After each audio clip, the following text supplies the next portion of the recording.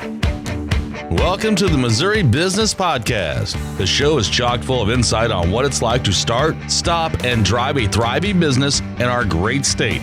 Each episode, we'll dive into the mind of a show me state business owner so you can avoid their mistakes and glean their expertise for your gain.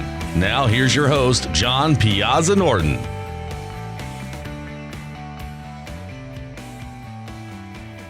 Hey everybody, welcome back to the Missouri Business Podcast. I'm your host, John Piazza Norton, and today I've got a real treat. I've got Aaron Fulk. Hello. You've probably seen her on LinkedIn if you're a smart business person and you're on that fine media. If you're not on LinkedIn, can we even call you a business person? Well, you can, but it's definitely a mistake because it's still building. It's still a place where everybody's not tuned out. Right. And so I'm here at Lillian James Creative. You can tell by the arrow pointing at my head. That's from our old office, and my husband hung it up as a surprise when we built out this new office. That's cute. That was our little sign. That was our beginnings. I like it. Thank you. But in all honesty, we're upstairs in her office, and it goes down to that area. To a major area, yeah. Which, by the way, the place here is really sweet. Thank you. This is our first remote. So, oh yay! The fact this is working is amazing. We were just nominated for coolest office spaces, and I got in a weird space because we also had a client on there, so we didn't go all in. Once you're nominated, then you have to go in on votes. Yes. So we didn't go all in on votes because it was like a weird moral thing because we had a client on there. But Gotcha. Now I can at least say Kansas City Business Journal thinks we have a cool office. And they absolutely do. Will you tell folks where we're at? We are in the River Market, so we're 124 East Missouri. Yes. Look, that goes with your podcast. So I good. know. I turned down the road. I was like, yes. That's so good. We're above a nail salon, though. So we're the second and third floor above a nail salon next door to the famous Harry's Country Club, right, which makes for great productivity. Yeah, I'm sure it does. So you're looking at the nail salon. It's around the corner. The door is, yeah. So it's a pink door. Everything's pink here, and it's all hot pink. I like it. Thank you. Now, tell us a little bit about the background of said business, where you started from, why you did it, and let's start from there. Okay, so I was always a single mom. Okay. Not always, but like since I was 25, I was a single mom, right, with two kids on my own, without a college degree because I wasn't good at college and I didn't like it. So found myself in sales positions very, very early on. Gotcha. And I would always use social media to increase my sales. So very early on, like was the secretary / that's really the salesperson at the dental office because that's who has to talk you into getting more dental work, right? They didn't call it that. But I very quickly realized I was in a sales position. Okay. And part of my job was to recruit new clients or patients, whatever they call it in that. Right. And I used MySpace. So this is how old I'm talking, like very early on with the social. Just drop a song in the instant message. Here you go. Hey, you're in my top 8. Come here. I'll put you right next to Tom. You and Tom. You guys are all patients here. So use MySpace. Went over into property management because I realized you got a discount at the time if you were a leasing consultant. Right. And that's when I really got heavy into social media. So use Facebook, Twitter, YouTube, all of those at the time. Absolutely. I remember I got myself on LinkedIn back then because any social media came out, I signed up for like day of, right? Right. And so really, I was there for a long time, like 6 years, a little over 6 years, and really grew that. That went into window sales, which, by the way, I was their top salesperson, but not because I was good at or passionate about windows, but because the way that they had it set up is you receive more internal leads if you brought more external leads. Gotcha. And the internal leads were enough to live on. For me, I knew that the external leads were easier to close on. Right. And so I set up social media under Aaron, the window salesperson, right? Right. And then eventually was like, I should own a social media company. I'm really good at social media. There you go. But I didn't know anything about agency world.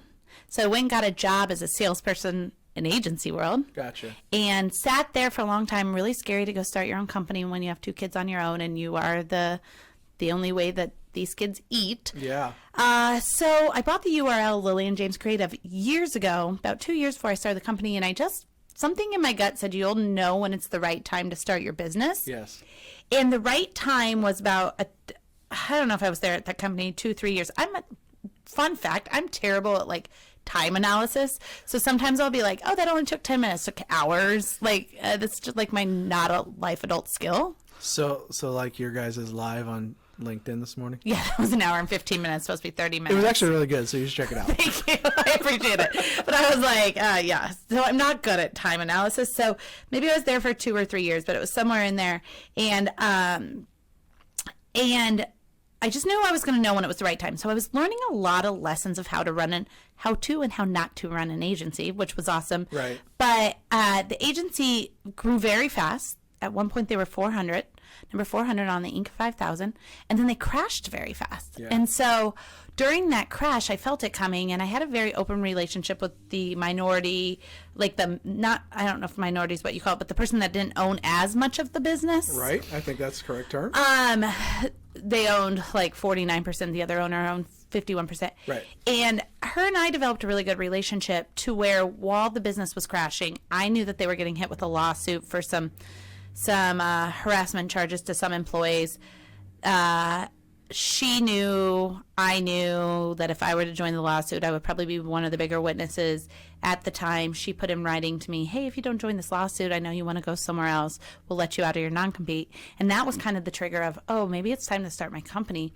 And then a little company called Nike called me, and they were trying to find a social media person to work on a line of theirs. They were thinking about taking it digital. They never did. Okay. But somehow in a boardroom in LA, 2 different people mentioned my name because of LinkedIn.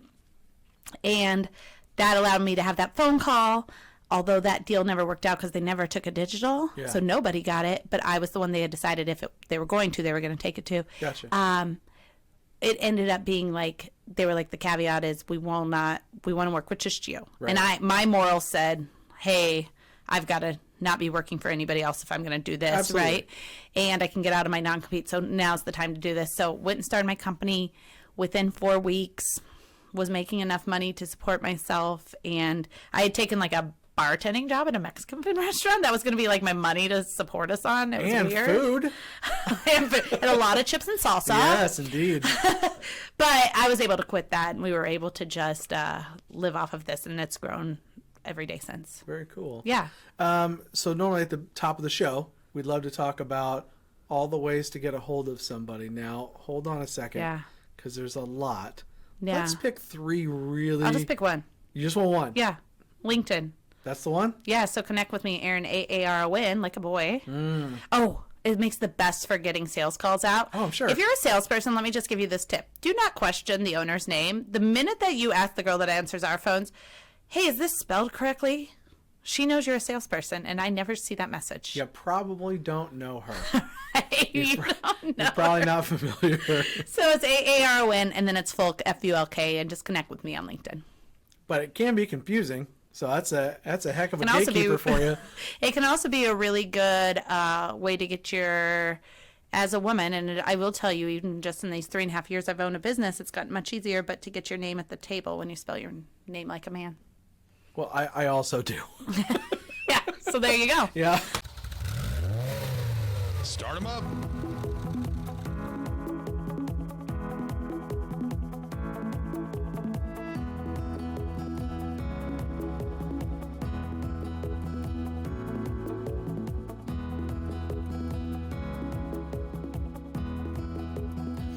All right, first question for you is I read the LinkedIn article that you wrote. Okay, which one? Jeez. The one where you really address if people appreciate you, right, or if they do not. Okay. Because there are only 2 kinds of people, according to this article. Maybe. We never talk about the negative on this show that much. We do talk about shutting down businesses, but we try to talk about it, how you can fix uplifting. that. Yeah, absolutely. So let's talk about, what do you think the things are that make people love you? That make people love Aaron? Yeah. I think my authenticity is one of the main things. So people either love me or hate me. I have one of those very polarizing personalities. Gotcha. And it was very hard for me to understand growing up because I am who I am when I was 5, right? And I am who my 7-year-old is. Like, this is just our personality. Right. And for a long time, I think I internally struggled and wanted people to like me. Right. And it took a really long time. I'm probably still dealing with it a little bit, but those aren't my people. So I've done a lot of work to realize those just aren't my people. Sure. And figuring out who are my people and how to align up with those people better. Gotcha. And get the most out of those people. So for me, it's just my authenticity. And some people, it's too much. It's just too much for them. They'll take a different tribe, please. Right. They'll take like a calmer, more, introverted tribe. And that's so funny. I actually took one of those personality tests. I'm 100% introverted. So is my husband. 100%. Like, should I never leave the house is my question. I think tests you're are one of those crazy. introverted extroverts. Yes. Because you reached out to me and you came here. A true introvert wouldn't do that. I'm an omnivert. Is that what it's called? I don't know. Oh, I do you like like it. that? Let's do Let's it. roll with it. All right. Let's roll with it. So, how long have you been doing this business? Since June 26, 2016. So 3.5 a little years. over 3 years. Okay. Yeah, a little over 3 years. So, do you feel like you run the business, or that sometimes the business runs you? Oh, until August 2019, I feel like the business ran me. I did the smartest thing that I've ever done in all of business in my entire life. I brought in a COO in July. Okay. Mid-July. Because there are things that I am not good at. There are things I do not think I will ever be good at. Right. And that is why I brought in the COO, and she has really helped get the operation side and all of that to where we are running the business. Right. But she's also held me accountable. The second smartest thing I've ever done, and I just did it last week, is I hired my first business coach. Okay. And I realized, although I'm the boss, I would also like to have a boss, right? To hold me accountable. Sure. And so those are probably the two smartest things, because I now can confidently say we are almost running the business. Gotcha. And I feel like everybody's in the middle of that sandwich, no matter where they're at in their careers. Right. You're 19 and you just got that first sales job. You definitely have a boss. Right. So you've got the top. What's the bottom? All the folks that you need to be reaching out to. Is that scary? Right. Yeah. Yeah, I can't. For me, it definitely. Well, clients are always the boss too of me, right? Like, I really definitely think, because if we don't have clients, we don't have money. I don't have a company. So those are also our boss. But I like just some of the tactical stuff. I didn't realize how much I liked having somebody to be accountable to that stuff, right? So like finances are my least favorite thing to do, and I don't do the technical part of it, right? I look in QuickBooks, but I don't send all the stuff out. But I was just not even looking sometimes because I didn't like it. And now having somebody have to say, yeah, this is what's going on with our finances, allows me to have a boss. Yeah, and so making sure that the customers are happy is one thing, but at some point you can't. Yeah. There's some customers that you can't make happy. Yeah. It's impossible. So we talked about firing folks in we do that. another episode, and everybody should. Yeah, we're also right now we don't have a sales team. I decided to take over sales completely when we brought the COO on, so I can understand, and we will be hiring a sales team eventually, but I have already talked to how I was always in sales, right? So that's actually my really biggest strength. And so what I wanted to understand is, what sort of clients do we want, so that I can start to train a sales team on which clients to bring, so that we have to do less of that. I like it. No, that's great. So this Lynn's right into the next question. Thank you. Do you have an ability to conceptualize the whole of a business, or were you really just really good at stacking the successes as you went? So I think that I'm a super visionary person, but like I go from 0 to 1,000 really simply. So it was actually more difficult to figure out how to stack those pieces up. Yeah. Like I know end game 100%. I could tell you day one what my end game was with this business. Gotcha. Right? I took a course. I got into like a federally funded course, business course, 2 years in, and the very first week they made us figure out end game, and I'm like, I already know that, and everybody else didn't know that, and I was like, you guys didn't see the big vision, but they had figured out more the strategic vision, right? Sure. And so for me, it's been stacking the successes. My biggest challenge, though, I think, is figuring out how to continue to look at those successes in the down times of business. Right. And being able to also focus on the successes, because sometimes you can have your really high highs, But then you can have your really low lows, and that's not what anybody told me what would happen. Right. So if I was just landing on stacking the successes, I think that would have been more hard when those lows came. I think you, based on what you said about the finances and not really caring, that's where the short term and those little highs and lows get people down or get people too excited. Right. If you're over here, you don't really care what's happening day by day financially. Right. So by cutting out those little steps, you were just able to concentrate on the final. Right. This is so crazy, but this is what it reminds me of. I've been... One of the things they don't tell you when you start a business is a lot of times the amount of stress and the amount you work. Sometimes you gain a lot of weight. And so that's what happened to me.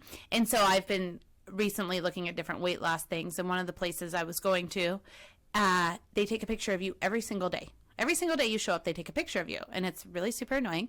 And I'm like, why do you have to do this? And they're like, because nobody looks at what happens at the every single day. Yep. They look at the befores and the afters, and that's amazing. Right. But there were all these little things you had to do results-wise to get to the after. And so this way, every single day, now 2 weeks from now, you look back at this Tuesday, and you'll see a difference, right? Well, they should do those slideshows with all those pictures where he goes from... Yeah, like a time lapse. Yeah, the time lapse will be way better than a before and after. Right. Yeah. So this place took it every single day, and that's kind of what I think. I think it really took me. That was the summer when I learned that, and I think it really took me getting that to really be like, man, that's how my business works too. And something weird happened to me when I realized that because I'm emotional and because I'm passionate and because this is my baby and because this is my lifeline, I was ups and downs with all those ups and downs. Right. I mean, major ups and downs. And when I realized, like, that's just part of this, we had something happen a few weeks ago, and it would have broken me 2 years ago. Right. It would have broken me. And I was just like, it'll get better. And sure enough, I just kept working hard, kept doing the things, kept putting in the time. Right. It just, like, magically fixed itself. Sure. Yeah. Because you're doing all the positive things day after day.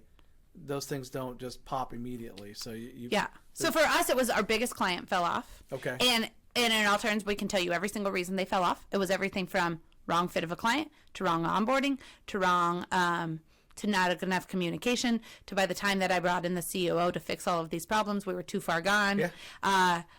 We did a thing that I thought was right at the time, but of going in and apologizing to our clients that we thought that we hadn't done well with and giving a lot of free work. So now there was that expectation, and it kind of almost put us in a place to have that held over our heads for the rest of the tenor with us. For sure. And I literally got in this place where I was like, at first I was freaking out if they would leave, right? And then I got in this place. I talked to Mackie Masabi. I don't know if anyone knows her, but she lives in this, I always call it her woo-woo stuff, where she's like, if you align up your right stuff, it all aligns. And I love her to death, but I never believe her. And I had a conversation, and she's like, you got to be okay with this client leaving. Like, you are so focused every time we talk. If this client leaves, it's going to break you. And, after that conversation, I actually called Stephanie. I'm like, we're just going to do we're going to do good work because we know we do good work. We're going to do good communication because that's where we struggle. So we're going to communicate well. And if they leave, I honestly am in a place where I believe that's going to be their loss. Same tribe mentality. The next day, they left us. The next day, a bigger client signed on. Nice. Out of nowhere. I had met with them weeks before, and I was like, oh, they're never going to sign on. And I haven't been great about follow-up. That's something else I needed a boss for. And I told myself, just follow up. And they actually, not only did they sign on, they asked if they could pay for the whole year ahead of time. No, we don't like all your extra money.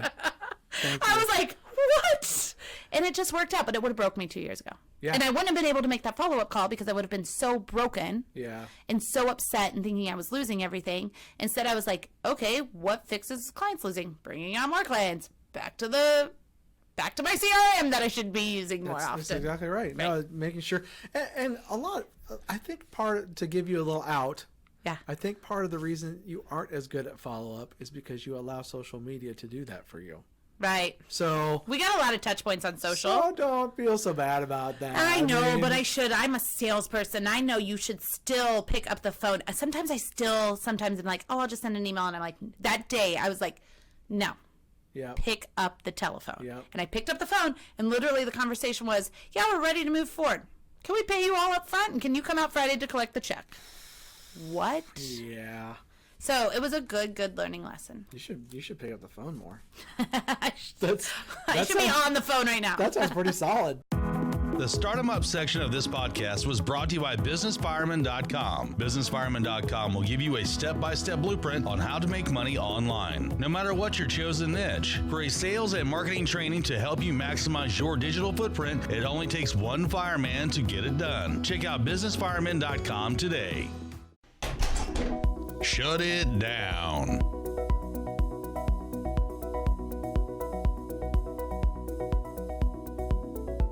This portion of the show is kind of where we talk about shutting down a business. Like, you've never personally shut one down. Yeah. Which is awesome. Right. But you do have a little bit of the insight about that company that had some problems. Mm-hmm. And with sexual They did shut harassment. down. They eventually I'm shut sure down. that they did. Mm-hmm. Because 80% of the time, it's personnel, whether it's high or low, that does something dumb that wrecks the place. Right. What have you put in place to make sure somebody dumb doesn't wreck your place? Well, I think I was the dumbest that could have wrecked it, right? Because I'm the worst with I'm learning people. So the dumb thing I did was for a long time not figure out that I needed somebody stronger in that position. Yeah. So that's something that I figured out. But there was quite a few times that if I wouldn't have been so good at sales, it would have ruined us. As far as shutting down businesses, I think the other piece of that is I think a lot of times people can do something dumb, but you don't have enough of your people to be like your supporters during it. Mm-hmm. And so the worst thing I saw with that company is that they didn't address it.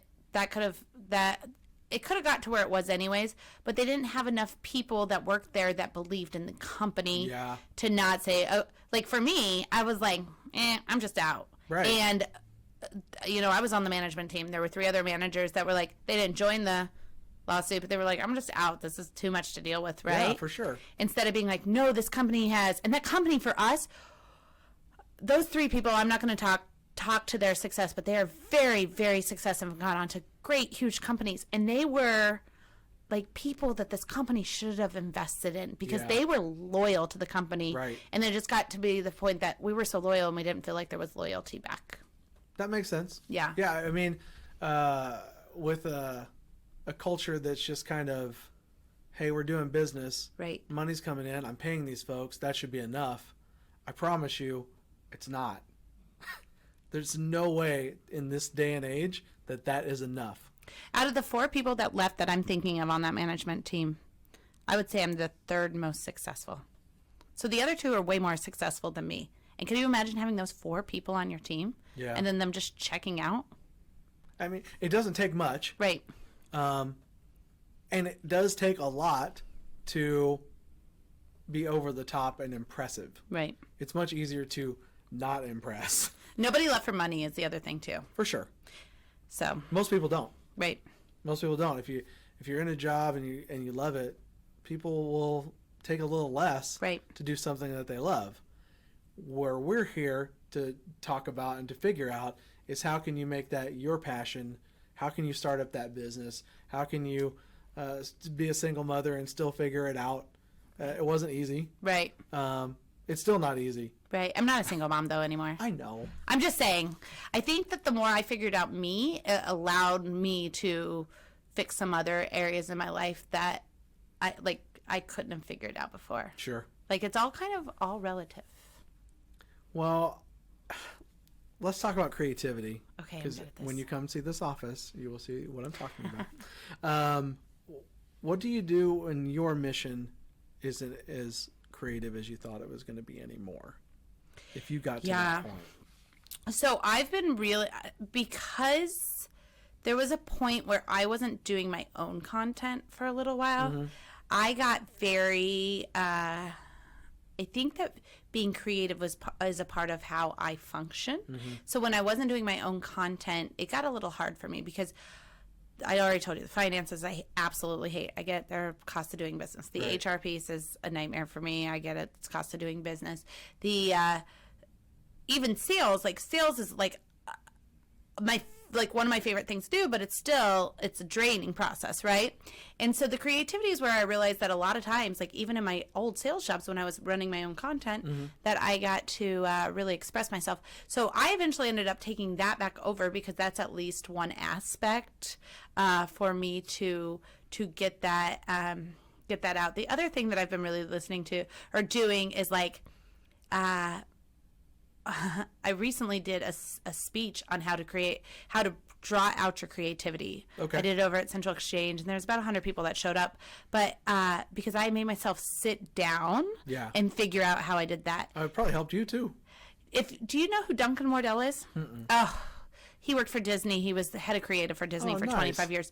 So I saw him at Social Media Marketing World last year, and he had such amazing ideas, and essentially I started kind of building those into our team culture here, and then kind of using them on my own. And so while I was writing my stuff, I took some of his stuff, but I told everybody it was some of Duncan Wardell stuff. And then I was able to also figure out my own stuff too, right?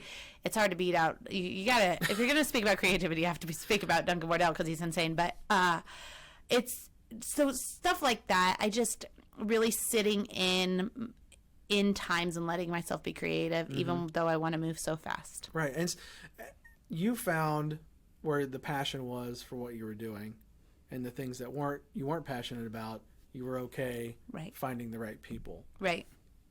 I don't think anybody shuts down a business if they can do that. Right. I've seen people shut down businesses that they had no role. I own it. I get some money. I give the monies out. Right. But I'm not any part of it. Yeah. Do the thing that you're good at. Yeah. Be a part of it. Be inside of the business so you know what's really happening. That's what doing sales again has done for me. For sure. Like it makes me feel very, very much attached back to the business, where some of it I was just like, ugh. Right. I don't know if you're supposed to say that, but I was. Well, make me look at one more spreadsheet. One more question on the downslope. Holiday time. Yeah. So for these folks that are running businesses, this is a lot of times their best time. So I want you to talk to them about not being part of the noise.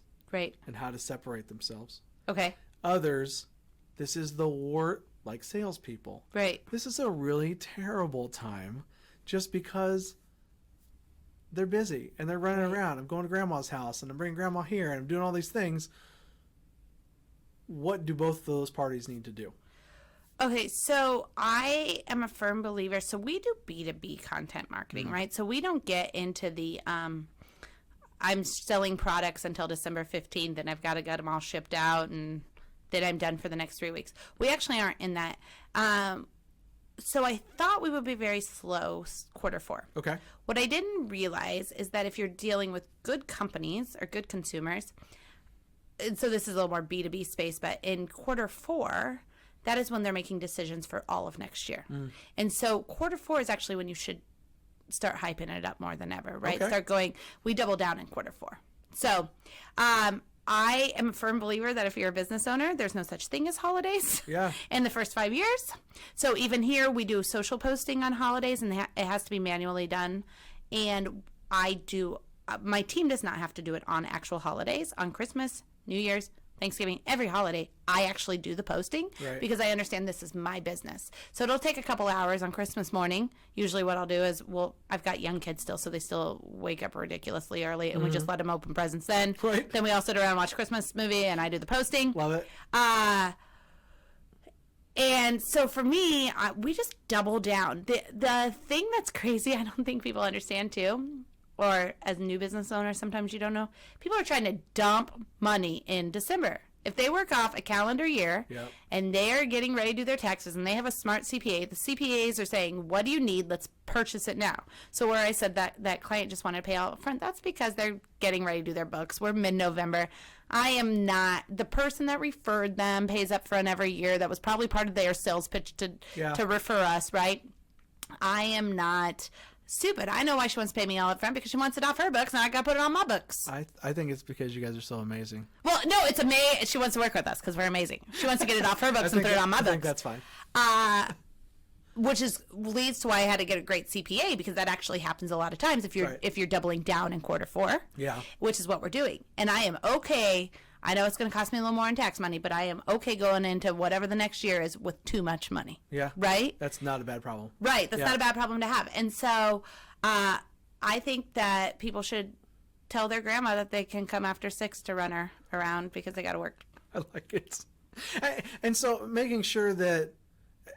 Or get her an Uber. Right? Right. Love that. Making sure that these folks have a plan and they're using that plan all year long. Because if it was up to business owners and you're trying to get a sales appointment with a business owner, there's only one day a year where it's good. It's August 9th. Every other day there's something going on. Why? 4th of July and then... But why August 9th? It's a day that falls in the middle of kind of nothing. What if it's Saturday? Then the whole year's tanked. You're done. Sorry, I've got so many questions. I'm now the interviewer. That's right. Why August 9th? What's happening? So everybody knows that I'm going to call you, sales-wise, August 9th. Got it. That's happening. If it's Saturday, too bad. I don't care. The Shut It Down section of this podcast was brought to you by CreditTwister.com. If your personal credit is trash, but you still have the heart of an entrepreneur, why not let the business credit save the day? CreditTwister.com is the gateway to developing a credit score based on your EIN, not your SSN. If you have been worried that your past will ruin your future, check out CreditTwister.com right now to start building a solid tomorrow with standalone business credit. The final minutes.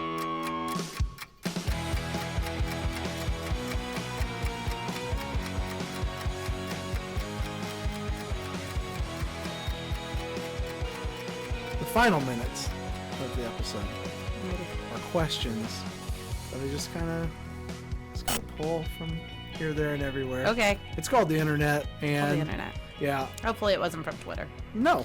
Okay, good. No. Then we're good. Reddit. Oh. No, I'm just kidding. No, I don't have Reddit. It's the one I don't have. So, what song best describes your work ethic? Would you say? Since You've Been Gone. Oh.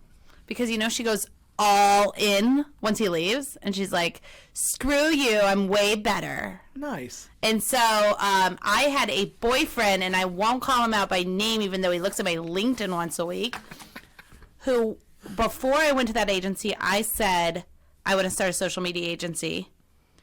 And I knew good and well I didn't know how to run an agency, and I knew good and well I didn't know anything about a business yet. And he said to me, I don't have the capacity to help you run a business. And so I often think of him when I land big deals of, hey, look what I did without you, because since you've been gone. You know what? Spite is amazing. Right. When we run our... Now, I will tell you, I think that had he not said that, I would have probably never gotten the business or the job at the agency, and this would have failed. So some of his stuff was good too, song still works. I don't like to think of that part. I like to think of the part of where I do well, despite what he said. She has not seen these questions. The fact that she came up with that immediately is amazing. Well I don't done. look at questions. All right. So then you'll absolutely know what your favorite flavor of Skittle is. I don't like Skittles. I like M&M's way better. Well, there's no flavors in Skittles M&M's. are gross.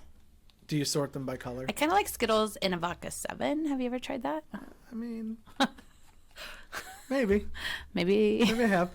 But M&M's don't have flavors. They're all the... Yeah, but they're the just same. better in general. I mean, I don't disagree. Do you know how many? So our Halloween bags is always just Skittles, because I've taught this to my children. Like, you're there's not always gonna just a eat lot them. of Skittles left. They're like, what should we do with these Skittles, Mom? I'm Yeah. like, don't go to those houses anymore, kids. Perfect. Map it. Map it. Be efficient. No Skittle houses. So with your M&Ms, do you separate them into colors? No, I'm a hot mess. I don't have time for that. Hot messes do this activity that My I'm describing. husband does this weird thing where he eats only one piece of his food, right? Like, he only eats his chicken, and then he'll eat his mashed potatoes, then he'll eat his green beans. I'm like, it doesn't touch either, does it? no. No touching. He does that with his M&Ms. Nah, not me. I'm just like... So in the Army, when I was in basic training, you had 7 minutes to eat. From the time you got to the door to when you were leaving. So that's not a lot of time, especially when the line's not moving that fast. So everything was a sandwich. Like the meat, the mashed potatoes, the green beans, other piece of bread. Whoop. Yeah, So that's how I eat anyways. Yeah, I don't think he would have cared for that. He wouldn't have cut it in the Army. He's going to make it in the bed every day, though. All right. So I say we don't talk about sad things, but let's a little bit. Where were you at the night that Prince died? What was happening? I remember I was just at home the night Prince died, but I have a good Prince story. I'll take it. Okay. When I moved to Dallas, early 2001, and sometimes I think I made the story up, and then I'm like, you didn't make that up. And then the other day, who was it? It was, James Vanderbeek was talking about he used a fake ID to get into this bar, him and Justin Timberlake, because Prince did this at bars. And I was like, I knew I didn't make that up. Okay. I was in Dallas. I was 21 years old. We went to a bar. This is back when everybody used to smoke. So you go in and out to smoke. I didn't, but people did. Right. Like, you remember that, the patios and stuff? Okay, so they started closing the blinds to this bar. And I hadn't been in Dallas very long, so I didn't realize how much bigger of a city it was than Kansas City. Right. And then my friend was going out to smoke, and I was just going to go with her. And they're like, if you leave, you can't come back in. And she's like, what are you talking about? They're like, we've just got something going on. You won't be able to come back in for an hour. And we were like, well, we're just going to stay, obviously, because we need to know what's going on. And Prince came out and performed 2 songs at this random bar in Dallas. Very nice. And I just remember it was almost like you were in a dream, because you were like, what just happened afterwards? Because you're so enthralled, because Prince is like amazing. Yeah. And then he left, and it's like one of those things that you're like, did that really just happen? But when he did pass away, I was trying to tell a story to my kids, who obviously don't appreciate it. But we have listened to a ton of Prince since I didn't realize what sort of children I was raising. Very good. So I had this common area in college where all the rooms linked up had this common area, and the TV was out there, and we're watching MTV, and Prince was on singing whatever, and he had this like one of those veils. Oh yeah. Or like scarf deal. And one of the guys was like, why is he wearing that scarf? And so off the top of my head, completely made up, I'm like, well, he was at a zoo the other day, and an Australian ocelot had scratched him in the face, and he didn't want to show it on camera. Is that really why he's wearing it? No. Oh. In no way is that true. Oh. Please don't. So it was like 3 years later, somebody had that video on, and somebody else, completely unrelated, in no way had heard that conversation, told me that was why that was the case. That's weird. That's awesome. Yeah. That's social media. Right. That's how it works. Right. It doesn't matter if it's true. Just tell a story. It just matters if it's a good story. Maybe make it up. Yeah. Yeah. Sometimes that's the way it works. All right. What's your favorite thing to order from Olive Garden? Ooh, lasagna. Yeah? I mostly like the breadsticks, though, and the salad. And then we're done. And I always get the black olives. Right. Like, I'm the only one in my family that likes the black olives and the salad, so I'm always like, give those to me. Yep. So do you just have them, like, tell us when? Do you I just keep going. Just keep never going. say anything? Act like this isn't going to put any weight on my body. Just keep going. I just want to know if they're true to their word. Like, if I don't say when, are they going to keep going forever? They go for a long time. I've had them go for a long time. That's fair. All right, last one. This is very serious. Okay, ready. Do you think Zac Efron is really nice in real life, or does he just walk around with his abs out telling people to go fetch him vegetables? I think he's nice. I also think that I feel like I know him personally because I was in a wedding one time and I had to sleep in the niece's bedroom because it was out of town. Uh-huh. She had a Zac Efron cardboard cutout, so I had a dream about him. And he was very kind in my dream. He was nice in there. Oh my God. Didn't I ask so you for weird. vegetables at all? It was like so real though. Kind of like my Prince thing, but my Prince thing was real. It did happen. Yeah, it did. No vegetables. So, any last minute advice for the wannabe business owner who feels like they may not be doing great? What's your number one thing to help them turn it around? Well, if you feel like you're not doing great, then reach out to people you think are doing great and ask them what they're doing that you're not doing. Coaches, help. Yeah. Why do you think I picked the people I picked? They don't even have to be coaches. There are so many people that will invest in you without charging you money. Yes. Says the girl that just hired a coach. I hired a coach because I'm at the point that I need to hire somebody It's the same. to keep me accountable. Absolutely. But there are I have so many supporters that will meet with me for a long time before I could ever afford anybody, that will meet with me and I'd say, Rachel Sexton, she's amazing. Very early on, before I started my business, I asked her if I could take her to lunch. Mm-hmm. She's a big VP of this big old company over here. And at lunch, I just said, she's got 5 kids. She looks perfect. She runs a 7-minute mile. How do I become you? I think that was my question. I was like, I just want a little bit of what you have. And she's like, I was like, you do everything. She goes, I outsource everything. I go, what? She goes, I just outsourced everything. She's like, we have someone do our laundry. We have somebody shop for my kid. Like all the things. She outsources everything. And I was like, it looks like you do it all. She's like, nobody can do it all. Right. But that was because of that thing. And then when I saw people that had good businesses, I'd be like, hey, it really looks like you're good at culture. Can you give me some advice on culture? Hey, it looks like you're really good at when we were building out this office space. I asked somebody just come look at the layout I was going to do because we weren't in the position to bring in a company to do it. I did all of this office. I was like, can you just come look at this and tell me what your thoughts are? Yeah. And people say yes. And if they say no, what's the worst case? Just ask another person. Right. That's the same sales mentality. Right. Which, this is the sales lady that ended up running a marketing company. It's Lillian James Creative down here in the River Market. Right. Aaron Fulk, absolutely appreciate your time. This is amazing. Thank you so much. Thank you for letting me learn how to do remote podcasting. Hopefully this turns out great. Hopefully it works out. Okay. This is Missouri Business Podcast. My name is John Piazza Norton, and we will see you next time. Thanks for joining us for this edition of the Missouri Business Podcast. Make sure to visit our website, MissouriBusinessPodcast.com, where you can subscribe to the show on iTunes, Spotify, or Stitcher so you get the ding when the next one is out. And if you have a question to pose on the show, just shoot us a comment on the website or like the John Piazza Norton Facebook fan page for direct access. Be sure to tune in next time when we squeeze the brain of another business leader for your benefit. Talk is cheap. I'm from Missouri. You have got to show me. See you next time.